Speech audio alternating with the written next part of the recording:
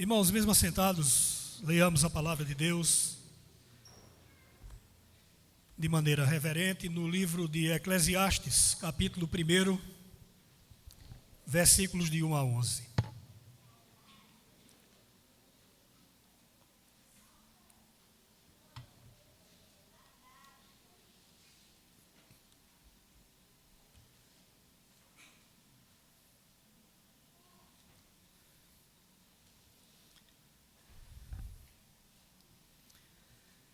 Eclesiastes capítulo 1, de 1 a 11.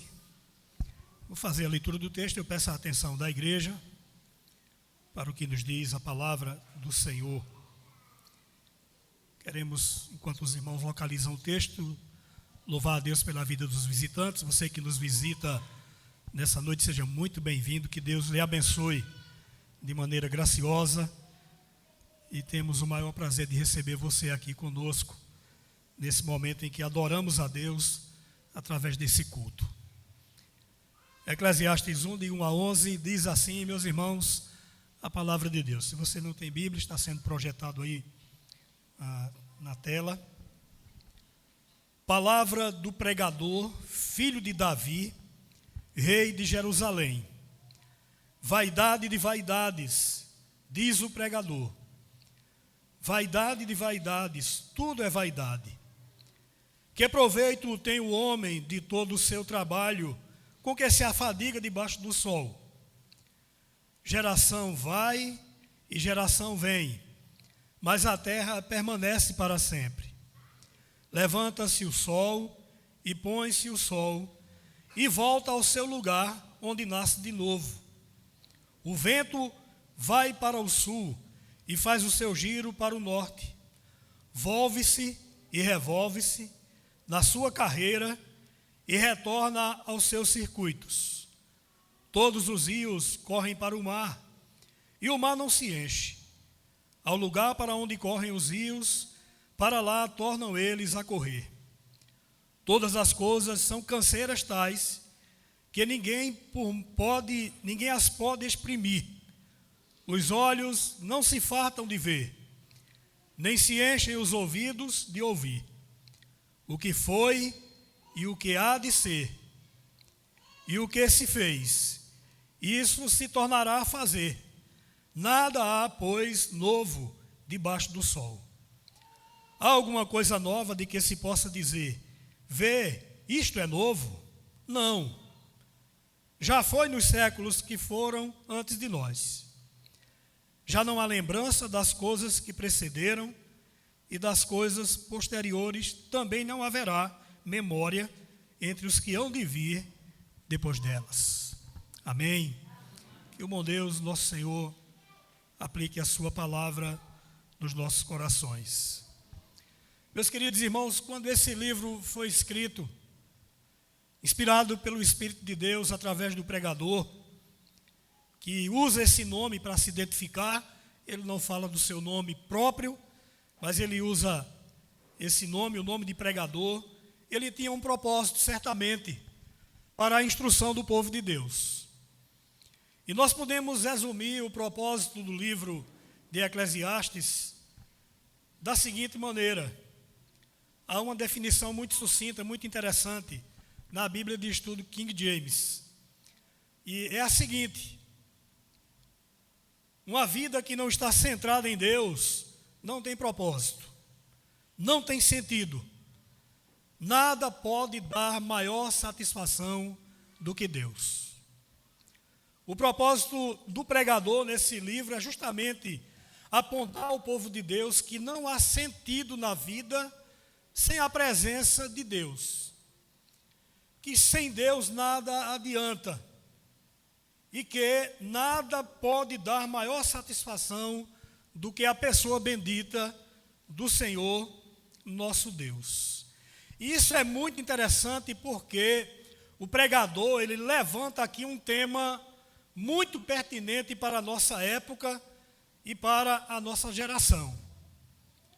O que nós percebemos nos dias de hoje, em nossos dias, o tempo em que vivemos, é muita gente procurando e buscando a satisfação pessoal em alvos que são estabelecidos para a sua vida, em conquistas que as pessoas podem, tendo já pré-estabelecido, alcançá-las. E daí, quando alcançam aquele propósito, quando chegam àquele determinado alvo, eles caem na mesmice. Se torna algo comum, algo costumeiro. Né? Nós vivemos no tempo da tecnologia, no tempo de desenvolvimento, e certamente todos nós já ouvimos uma frase ou um comentário de alguém diante de um eletroeletrônico novo. Ah, eu preciso de um desse também. E às vezes nem precisa. É só o consumismo. É só o fato de ter aquilo que o outro tem. E a gente então coloca o nosso foco nessas coisas. Ou quem sabe o último carro da moda. Aí você compra e daqui a pouco já surge um novo. E aquele outro já tornou-se obsoleto. E assim são outros alvos e outros projetos e outras propostas pré-estabelecidas que parece que tomam conta da vida das pessoas, e aquilo é o que faz sentido até alcançar aquele objetivo. E no momento em que alcança, cai na mesmice. O pregador diz, a gente olha para o mundo e não tem nada novo. No ciclo da vida, tudo volta ao seu lugar. Então, é o que nós percebemos. Pessoas que têm como alvo um determinado emprego, e quando alcança já pensa em outro melhor. Pessoas que colocam como a finalidade da sua vida uma boa estabilidade financeira, e quando alcançam sempre querem um pouco mais. E com isso eu não quero dizer que é errado nós sonharmos, planejarmos a vida e pré-estabelecermos alvos a serem alcançados. É importante que a nossa vida tenha uma motivação, tenha um projeto, tenha um propósito. A grande questão é quando isso se torna o nosso Deus. A grande questão é quando isso se torna o nosso ídolo. Quando é isso que toma e ocupa todo o nosso tempo e onde nós concentramos todas as nossas forças. Esse livro é atribuído a um homem que teve tudo isso. É interessante que você lê, né, esses 3 livros poéticos, eles são atribuídos a Salomão: Provérbios, Eclesiastes e Cantares. E no livro de Provérbios, começo de Provérbios, está escrito Provérbios de Salomão, filho de Davi. Mas em Eclesiastes, quando começa, ele diz: palavra do pregador, filho de Davi, rei de Jerusalém. Ele se coloca aqui como pregador, ele não se apresenta como sendo Salomão. Ele é alguém que se propõe a pregar a palavra de Deus, alguém que tenta e que quer instruir o povo do Senhor. Há grande probabilidade, dizem os estudiosos da Bíblia, que ele tenha escrito esse livro no período da sua velhice. E o contexto favorece essa ideia, porque nós sabemos que na juventude ele foi preparado por Davi, seu pai. Ele foi um homem instruído na palavra de Deus. Quando Davi chama a Salomão e dá instruções para que ele construa o templo, e para que ele também reine sobre o povo de Deus, no lugar de Davi, Davi instrui Salomão na palavra de Deus. Ele, na sua juventude, aprendeu o temor do Senhor, aprendeu os princípios e a doutrina divina, e de como servir a Deus, e de como conduzir o povo de Deus. E ele é um homem que desfruta de tudo aquilo que a vida lhe oferece. Se você olhar comigo o capítulo 1 ainda, o versículo 16, até uma boa parte do capítulo 2, do versículo 16 do capítulo 1 até o capítulo 11 do versículo 2, veja o que é que diz aqui o texto. Disse comigo mesmo: eis que me engrandeci e sobrepujei em sabedoria a todos que antes de mim existiram em Jerusalém. Com efeito, o meu coração tem tido larga experiência da sabedoria e do conhecimento. Apliquei o coração a conhecer a sabedoria e a saber o que é loucura e o que é estutícia. E vim a saber que também isto é correr atrás do vento. Porque na muita sabedoria há muito enfado, e quem aumenta ciência, ou quem aumenta conhecimento, aumenta tristeza. Disse comigo: vamos, eu te provarei com a alegria. Goza, pois, a felicidade. Mas também isso era vaidade. Do riso, disse, é loucura, e da alegria, de que serve? Resolvi no meu coração dar-me ao vinho, regendo-me, contudo, pela sabedoria, e entregar-me à loucura, até ver o que melhor seria que fizessem os filhos dos homens debaixo do céu durante os poucos dias da sua vida. Empreendi grandes obras e edifiquei para mim casas, plantei para mim vinhas, fiz jardins e pomares para mim e neles plantei árvores frutíferas de toda espécie. Fiz para mim açudes e para com eles regar o bosque que reverdecia as árvores. Comprei servos e servas e tive servos nascidos em casa. Também possuí bois e ovelhas, mais do que possuíram todos os que antes de mim vieram em Jerusalém. Amontoei também para mim prata e ouro, tesouros de reis e de províncias. Provi-me de cantores e cantoras e das delícias dos filhos dos homens, mulheres e mulheres. Engrandeci-me e sobrepugi a todos que viveram antes de mim em Jerusalém. Perseverou também comigo a minha sabedoria. Tudo quanto desejaram os meus olhos, não lhes neguei. Nem privei o meu coração de alegria alguma, pois eu me alegrava com todas as minhas fadigas, e isso era a recompensa de todas elas. Considerei todas as obras que fizeram as minhas mãos, como também o trabalho que eu com fadigas havia feito, e eis que tudo era vaidade e correr atrás do vento, e nenhum proveito havia debaixo do sol. Então, o homem que escreve esse livro, os irmãos, esse livro, ele foi um homem desviado do caminho de Deus, que desfrutou de todas as vaidades que o mundo pode oferecer. O homem que escreve esse texto e fala da fadiga debaixo do sol, da luta e do trabalho dos homens nessa terra, é alguém que não negou nada aos seus olhos, é alguém que, mesmo tendo sido na juventude, instruído pelo seu pai no temor de Deus, e tendo alcançado sabedoria e riqueza como ninguém, o mais sábio de toda a história, o mais rico de toda a história, nada negou ao seu coração, e tudo o que desejou, ele colocou diante de si, desviando-se do caminho de Deus. E a conclusão que ele chega é que tudo isso é vaidade e correr atrás do vento. Alguém que foi chamado, preparado para temer a Deus e para servir a Deus, abandonou o caminho do Senhor e tornou-se uma vida sem Deus. Mas louvado seja o nome do Senhor, que Deus é um Deus de oportunidades. E aqui nesse texto nós encontramos esse homem regenerado, restaurado, e agora preocupado com a vida do seu povo. Quando ele diz, palavra do pregador, filho de Davi, rei de Jerusalém, ele usa uma palavra no hebraico, a palavra kohelet, pregador. Mas essa palavra, irmãos, ela tem uma ideia de ajuntamento, de congregação. Ela dá a ideia de alguém que se põe à frente de uma congregação com o propósito de instruir aquele povo. É o pregador que vai transmitir a mensagem de Deus. E vamos estar falando de um homem que tem autoridade para falar, porque tendo tudo que ele tinha, sendo dado por Deus, ele passou pela experiência da vaidade. Ele passou pela experiência de estar distante do propósito e do caminho que o Senhor gostaria que ele andasse por ele. Mas ele se coloca aqui diante da congregação. E veja que interessante, o pregador que está falando no livro de Eclesiastes. Eclesiastes é uma palavra grega que deriva de eclesia. E você sabe que eclesia é a igreja. Então é o pregador falando à igreja. Ele se põe agora como alguém capacitado pela experiência que ele teve diante de Deus, a exortar o povo de Deus, a exortar a igreja de Deus sobre a vida debaixo do sol.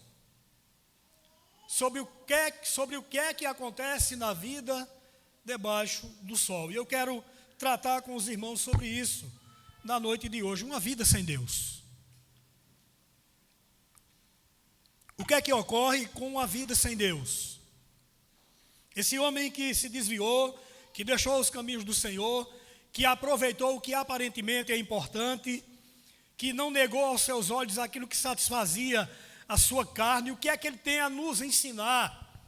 Agora já um homem velho que se volta para compartilhar com as pessoas da sua experiência, para que outros não caíssem no erro que ele cometeu, que não enveredassem pelo caminho em que ele enveredou, e que buscassem a sua satisfação não no mundo, não nos prazeres do mundo, não na vaidade do mundo, mas que buscassem satisfação na pessoa bendita de Deus. O que é que ele tem a nos ensinar? Em primeiro lugar, irmãos, Salomão nos ensina que uma vida sem Deus revela que todo empreendimento humano é vão. Uma vida sem Deus revela que todo empreendimento humano é vão. Sem Deus, todo projeto é vão. Sem Deus, todo planejamento é vão. Sem a aprovação de Deus, sem a direção de Deus, tudo aquilo que o coração do homem intenta e almeja é em vão. Veja os versículos 2 e 3. Vaidade de vaidades, diz o pregador. Vaidade de vaidades, tudo é vaidade. Que proveito tem o homem de todo o seu trabalho com que se afadiga debaixo do sol? A palavra proveito aqui que Salomão usa nesse texto, ela tem aqui a conotação de uma palavra comercial. Ele não está falando aqui de proveito no sentido que a gente muitas vezes trata, que estou aproveitando a vida, que estou aproveitando as oportunidades, que eu estou aproveitando os meus momentos que Deus me dá, mas da maneira que ele coloca aqui, é como se ele observasse, lembre que o texto e o contexto nos favorece a ideia de que na velhice ele reflete sobre a vida. Ele está dizendo o seguinte: tudo que eu conquistei, tudo que eu empreendi, tudo que eu alcancei, tudo que eu construí, que o texto aqui descreve, todos os prazeres que eu desfrutei na minha vida, no final de tudo isso, eu cheguei na minha empresa, fechei o meu caixa no final de ano, fiz o balanço de tudo. E o que foi que eu lucrei com isso? O que foi que eu ganhei com o que eu fiz longe de Deus? O proveito aqui é: o que foi que eu lucrei com isso? Ou uma pergunta: qual o sentido para tanto trabalho? Qual o sentido na minha vida para tanto empreendimento? Correr tanto, em busca de quê? E ele resume perguntando: vaidade de vaidades, ou afirmando: tudo é vaidade. Esse livro ele começa, irmãos, chamando a nossa vida e a nossa mente à reflexão sobre as motivações da nossa vida. E parece-nos que ele começa num tom pesado, num tom de gravidade, num tom de exortação, para que o homem reflita, e às vezes ele gera no nosso coração um sentimento de que nada vale a pena. A gente começa a dizer: meu Deus, vale a pena viver? Um homem que teve o que esse homem teve, que alcançou o que esse homem alcançou, que desfrutou o que ele desfrutou, chega no final da história, faz um balanço e diz: tudo é vaidade. O que é que eu vou dizer? De nada adianta, de nada serve, não é, por conta da luta que ele teve em todo esse empreendimento. Quando ele faz aqui o balanço da sua história, qual o sentido de tanto trabalho? E depois de tudo que ele desfrutou, o que resta no coração desse homem é um grande vazio. Que proveito eu tive? Do que adiantou todo o esforço que eu fiz para alcançar o verdadeiro prazer, se quando eu chego no final da minha história, eu faço o balanço de tudo e vejo que é como alguém que correu atrás do vento. Vaidade de vaidades, essa palavra vaidade aqui, a tradução dela, não é, pode ser sopro, um vento, mas os historiadores, os comentaristas da Bíblia, eles definem para uma linguagem mais própria nossa como bolinha de sabão. De vez em quando a gente compra para os meninos, né, aquela coisinha de bolinha de sabão, e até a gente brinca também. É tão bonitinho, dá um sopro, sai aquelas bolinhas coloridas, e todo mundo quer pegar, ela é tão bonita, parece que tem um conteúdo tão bonito, aquele colorido tão atrativo, e o menino corre, né, faça uma bola maior, eu quero uma maior, e vem aquele bolão lá, e você vai, e quando você pega, o que é que acontece? O que é que sobra? Nada. Salomão disse: eu dei balanço na empresa da minha vida, em todo o esforço que eu fiz, e depois de tudo que eu desfrutei, de tudo que eu vivi, me resta no coração um grande vazio, como alguém que correu atrás do vento. Uma vida sem Deus, irmãos, revela, em primeiro lugar, que todo projeto humano, ele é vão. Mas, em segundo lugar, uma vida sem Deus, ela traz à memória de cada um de nós a brevidade da vida. Como ela é rápida, como ela passa, e nós não percebemos, e nós não imaginamos. Uma vida sem Deus nos traz à memória isso. Em segundo lugar, a brevidade da vida. Veja agora, a partir do versículo 4 até o versículo 8. O pregador diz: geração vai e geração vem, mas a terra permanece para sempre. Levanta-se o sol e põe-se o sol, e volta ao seu lugar, onde nasce de novo. O vento vai para o sul e faz o seu giro para o norte, e volve-se e revolve-se na sua carreira, e retorna aos seus circuitos. Todos os rios correm para o mar, e o mar já não se enche. Ao lugar para onde correm os rios, para lá tornam eles a correr. Todas as coisas são canseiras tais, que ninguém as pode exprimir. Os olhos não se fartam de ver, nem se enchem os ouvidos de ouvir. Ele traz à memória a brevidade da sua vida. Lembre que o contexto aqui nos favorece para um tempo de velhice. A reflexão dele aqui é na sua velhice. Então o que é que ele diz? Eu começo a ler a história, eu começo a olhar para a história, e o que é que eu vejo? Eu vejo gente nascendo, eu vejo gente crescendo, eu vejo gente planejando, conquistando, perdendo, ganhando, eu vejo pessoas morrendo. E assim já aconteceu com tanta gente, e vai tornar a acontecer de novo. Esse é o ciclo da vida. É a leitura da vida que Salomão faz. E ele diz: assim vai ser até o final dos tempos. As pessoas vão viver esse ciclo. Se a gente virar aqui a página, irmãos, para o capítulo 3, veja que ele começa o capítulo 3, o que é que ele nos diz? Tudo tem o seu tempo determinado, e há tempo para todo propósito debaixo do céu. Há tempo de nascer e tempo de morrer, tempo de plantar e tempo de arrancar o que se plantou. Há tempo de matar e tempo de curar, tempo de derribar e tempo de edificar, tempo de chorar, tempo de rir, tempo de prantear, tempo de saltar de alegria, tempo de espalhar pedras e tempo de ajuntar pedras, tempo de abraçar e tempo de afastar-se de abraçar, tempo de buscar, tempo de perder, tempo de guardar e tempo de deitar fora, tempo de rasgar e tempo de coser, tempo de estar calado e tempo de falar, tempo de amar e tempo de aborrecer, tempo de guerra e tempo de paz. Então é a leitura que o pregador faz da vida. Ele diz: a vida é essa eterna mesmice. O propósito que Deus estabeleceu para a natureza cumpre o seu ciclo. O sol nasce e o sol se põe. Temos o dia e temos a noite. O vento circula e volta ao seu caminho. E ninguém pode o deter, e ninguém pode mudar o que acontece. E a vida vai passando de maneira breve. É o que expõe o pregador. O mundo segue os seus ciclos, suas estações.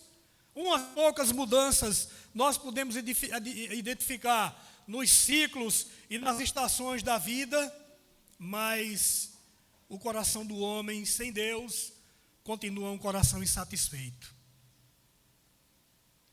O coração do homem distante de Deus continua na sua insatisfação. Veja, ele diz no versículo 8: todas as coisas são canseiras tais, que ninguém as pode exprimir.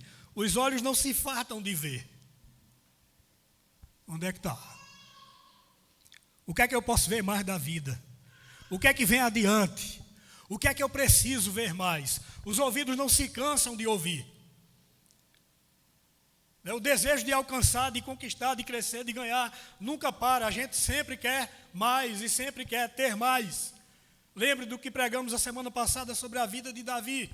Davi tinha tudo que Deus lhe permitiu ter como rei, mas Davi caiu em extremo pecado porque queria ainda mais do que Deus havia dado, mais do que o Senhor lhe havia proporcionado. E então o pregador, na sua velhice, ele diz: eu olho para trás E vejo que o homem sem Deus, o projeto dele é fracassado. E vejo que o homem sem Deus, ele precisa perceber quanto a vida é breve. E como chega a velhice. E tudo isso passa. E tudo isso termina. E quando eu fecho o caixa e dou balanço de tudo isso, tudo é vaidade. E correr atrás do vento. Um homem sem Deus, em terceiro e último lugar, ele lembra, ou uma vida sem Deus, nos revela que nós temos, todos nós, temos por cobertura a sombra da morte.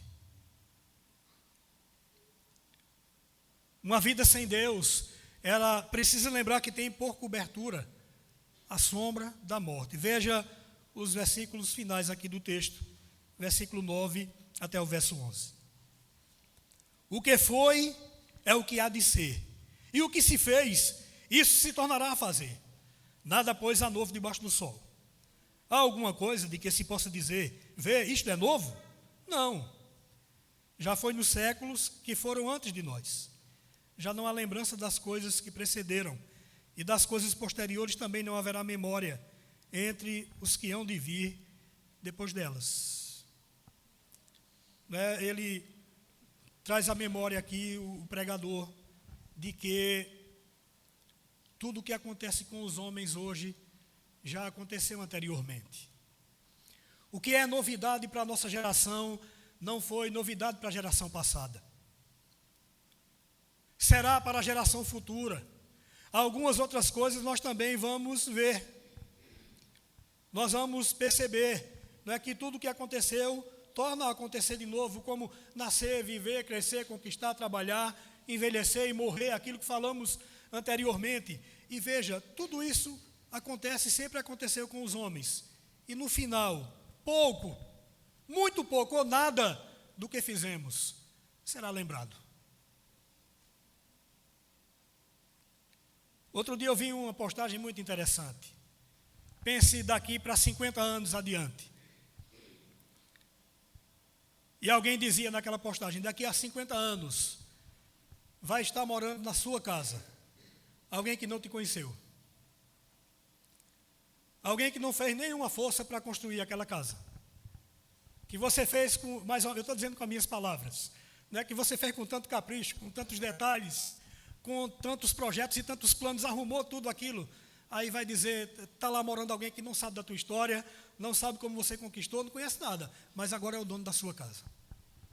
Se tiver alguém da sua família que era muito novo naquele tempo ainda, talvez uma foto velha para lá, no fundo de um baú, que depois de algum tempo alguém mexendo, olha, meu tataravô. Veja, irmãos, como isso é bíblico. Já não há lembrança das coisas que precederam. E das coisas posteriores também não haverá memória entre os que hão de vir depois delas. Já imaginou que daqui 50, 100 anos, ninguém sabe do nosso nome, quem nós somos? Não é? Imagine esse mundão de gente, esse tanto de gente, quantas pessoas esquecidas hoje, quantas histórias passadas ao longo do tempo, e o pregador então diz, olha, a gente corre tanto na vida, essa vida é tão agitada, é tanto empreendimento, é tanto sonho, é tanto projeto, é tanto propósito, mas o que cobre os homens é uma sombra chamada morte. Salomão caminhava para o fim, e ele compreende tudo isso na vida de um homem sem Deus. Mas eu não quero deixar vocês desanimados com a palavra de hoje. Não vi hoje nenhum glória e nenhum aleluia até aqui.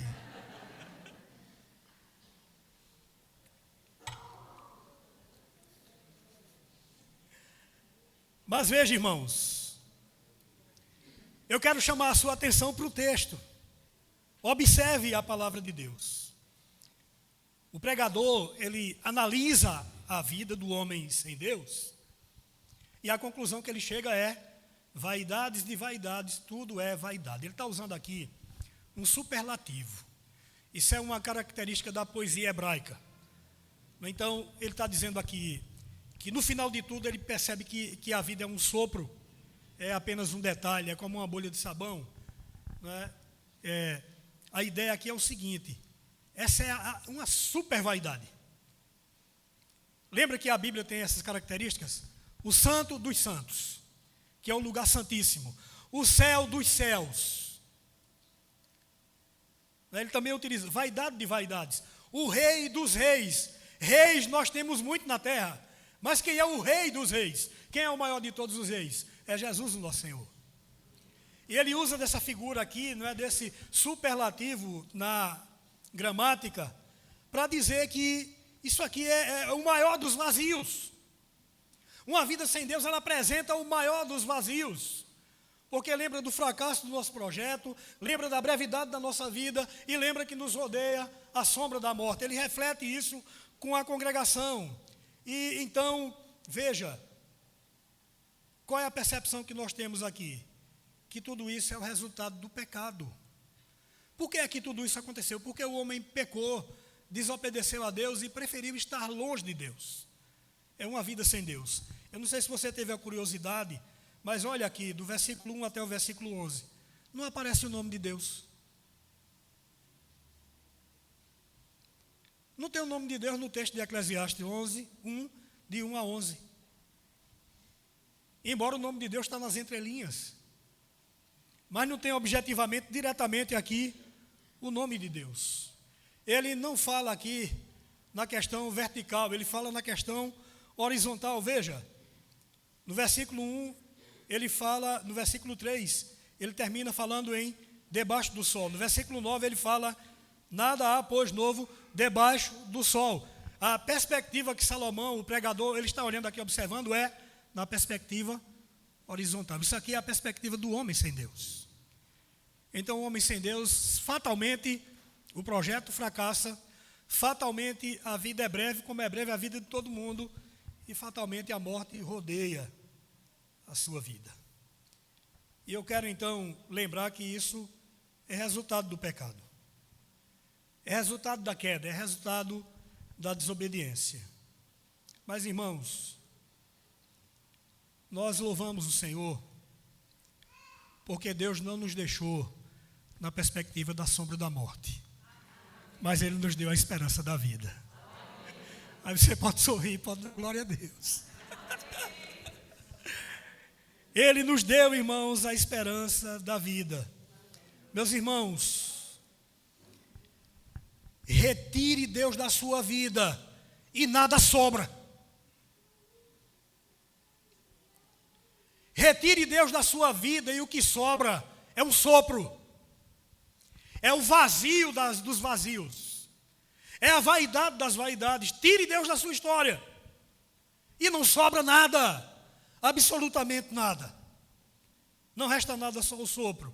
E então aprenda algumas coisas aqui com esse texto. Lembre que após a queda, Deus fez uma promessa que se cumpriu em Cristo Jesus. E em Jesus nós temos Deus conosco. Deus habitando com os homens. Uma vida sem Deus é uma coisa. E uma vida que tem Deus é outra história. Uma vida com Deus é diferente. Uma vida que entende a mensagem do Emanuel é outra coisa, é Deus conosco. Então, com Cristo em nossa vida, tudo faz sentido. Se uma vida sem Deus, os projetos fracassam. Uma vida com Jesus, irmãos, tudo faz sentido. Uma vida com Jesus, tudo se faz novo. Veja que o pregador diz no texto que não há nada de novo debaixo do sol, que há uma eterna mesmice, que a vida é enfado, que é canseira, que não há perspectiva. Mas com Jesus é diferente. Quando Jesus está na nossa vida, tudo faz sentido, tudo se faz novo. Veja comigo o texto de 2 Coríntios, capítulo 5, versículo 17. Se puder projetar, por favor. 2 Coríntios 5, 17.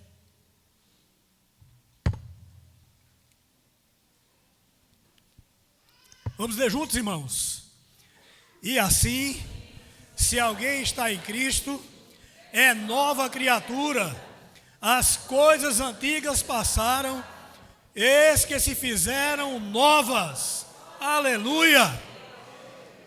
Se tirar Deus, não sobra nada. Se olhar somente na perspectiva horizontal, não tem nada. Mas olhe para Jesus, que tem vida nova. As coisas velhas passam, tudo se faz novo. Então nós vamos encontrar sentido para a vida aonde? Somente em Jesus, no nosso Senhor.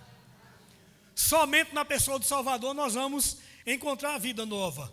Veja outro texto, por favor, meu irmão, projete aí, Apocalipse capítulo 21, versículo 1 e o versículo 5.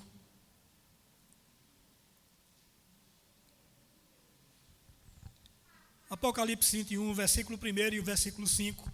O que é que diz o versículo 1? Eu vi novo céu e nova terra, pois o primeiro céu e a primeira terra passaram e o mar já não existe. Eu vi o que, irmãos? Novo céu. Veja o versículo 5. E aquele que está sentado no trono disse: eis que faço novas todas as coisas. E acrescentou: escreve, porque estas palavras são fiéis e verdadeiras. Aleluia! Com Jesus na vida tudo se faz novo. Com Jesus, irmãos, na nossa vida a perspectiva muda. Uma coisa é uma vida sem Deus, outra coisa é uma vida com Cristo. Mas lembre ainda que o pregador ele diz que tudo que resta do trabalho é canseira e é enfado, na perspectiva de uma vida sem Deus. Mas quando nós estamos em Cristo, o que é que acontece? Tem um texto clássico, decorado por todo mundo. 1 Coríntios 15, 58. Portanto, meus amados irmãos, sede firmes e inabaláveis, sempre abundantes na obra do Senhor, sabendo que no Senhor o vosso trabalho não é vão. Aleluia! No Senhor o trabalho não é vão. O trabalho não significa canseira. O trabalho não significa enfado. Sobre nós não pesa a sombra da morte, mas sobre nós pesa a esperança da glória, a esperança da vida. Porque, meus irmãos, nós não estamos apenas na perspectiva horizontal, nós vivemos na perspectiva de Cristo. Nós procuramos viver em novidade de vida e trabalhar para com Jesus, trabalhar com o Senhor, trabalhar para Cristo. Tem recompensa. O trabalho não é vão. Não é? Lembre do que lemos em Apocalipse. João viu novo céu e nova terra. As coisas velhas passaram, tudo se fez novo. Então alegre o seu coração. Leia Eclesiastes. Leia com fervor, leia com alegria. E termine no último capítulo. Veja lá comigo agora, capítulo 12 de Eclesiastes, versículo 13 e 14, para a gente concluir. Eclesiastes 12, 13 e 14. O pregador que questionou no começo, que disse que tudo era só um sopro, era só uma bolha de sabão. Veja o que ele diz no final. De tudo que se tem ouvido, leia junto comigo. A suma é: teme a Deus e guarda os seus mandamentos, porque isso é o dever de todo homem. Porque Deus há de trazer a juízo todas as obras, até as que estão escondidas, quer sejam elas, quer sejam más. Então, no fim da vida, aquele homem que errou o caminho, aquele homem que se envolveu na vaidade, que satisfez o coração com tudo que queria, ele foi quebrantado pelo Senhor. Ele foi restaurado por Deus. E ele compreendeu o sentido da vida. E eu concluo lembrando das palavras dele. O temor de Deus é o que dá sentido à nossa vida. A obediência ao Senhor, irmãos, é o que dá sentido à nossa vida. Que eu e você jamais nos permitamos tirar Deus da nossa vida. Se tirar Deus da vida, não sobra nada, meu irmão, minha irmã. Mas com Deus na nossa vida, seguindo a Cristo, tudo faz sentido. Porque diz a palavra: quem está em Cristo é nova criatura. As coisas velhas passaram, tudo se fez novo. Amém?